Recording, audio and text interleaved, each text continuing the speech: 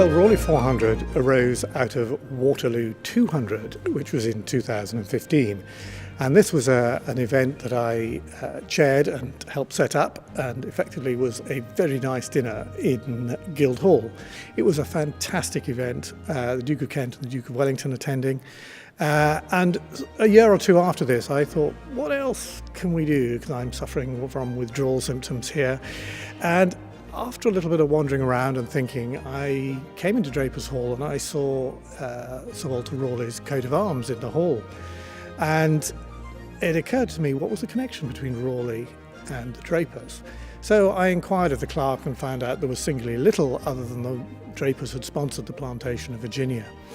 Now this led me on to thinking, what was Raleigh? He was somewhat of an entrepreneur. Where are we in, we're going to need a lot more trade. What was Raleigh about? A fair element was trade. Okay, it might be called piracy or privateering, but it was trade. It was bringing wealth into the country. And so I thought, maybe there's a bit of a theme here about entrepreneurship in transatlantic trade. Particularly in our post-Brexit environment, we need to have the US very much on side, and we need them as a strong trading partner.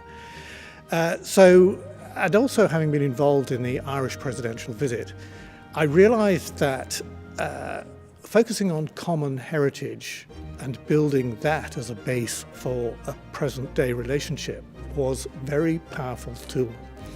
If we could therefore look at the past and join together the East Coast of America and the United Kingdom, this would be a powerful bringing together tool.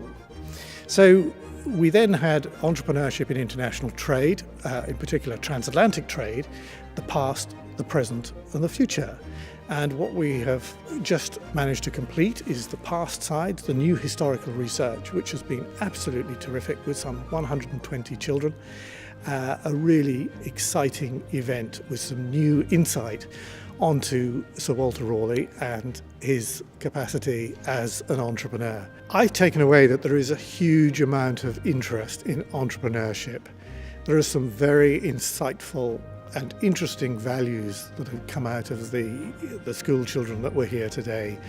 It has been hugely stimulating. I think we've broadened the discussion to the extent of happiness and what constitutes success in entrepreneurship. And I think this is hugely important because success is too often viewed as a pile of money, when in reality it's more than a pile of money. Money beyond a certain level is not motivational. And it is about happiness, it's about fulfillment, and that can be achieved through many ways. And it was interesting to see that articulated by some of the kids. It would appear that Raleigh had two reputations. One was as a swashbuckling seafarer, because he was a privateer, and the other was as a businessman who got results. And he was very careful to manage his reputation in both sides of that.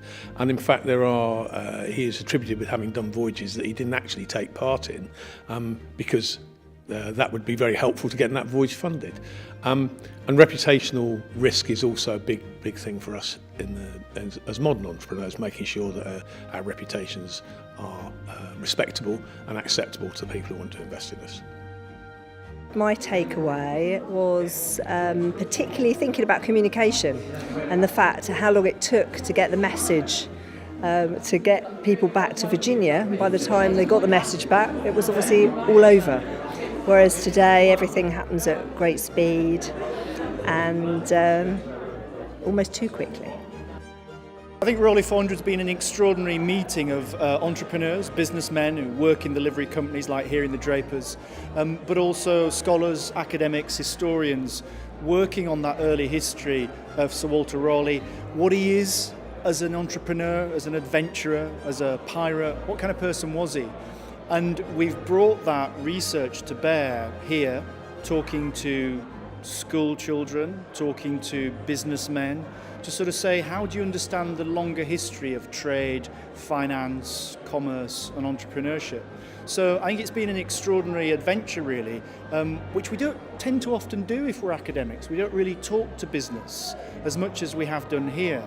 So it's been the culmination of about a year of planning, putting together academic scholarly research, and culminating now with this event with, as you can probably hear, lots of kids behind us very excited. They've been talking all day about Raleigh, about what he means historically, what it means to be an entrepreneur. It's been a great day. So the next challenge will be to try and raise enough money to create this, the present, which will be a high-level business and political event, hopefully to bring our two nations closer together.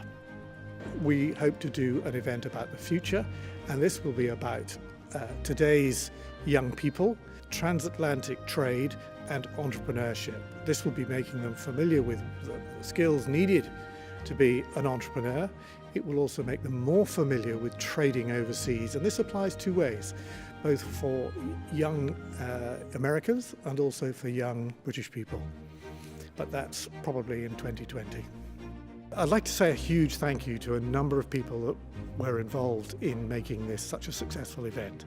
In particular to the Drapers Company for providing this amazing hall, to the Master Draper for the permission, and in particular to the clerk, without whose help this would not have happened. The committee of the Raleigh400, together with our very distinguished panel of patrons. I would also like to thank the panelists who had some fascinating things to say, and in particular to the historians who undertook this new historical research and Professor Jerry Brotton. The best way for people to get involved is to go onto the website, look at the Contact Us and ping us an email.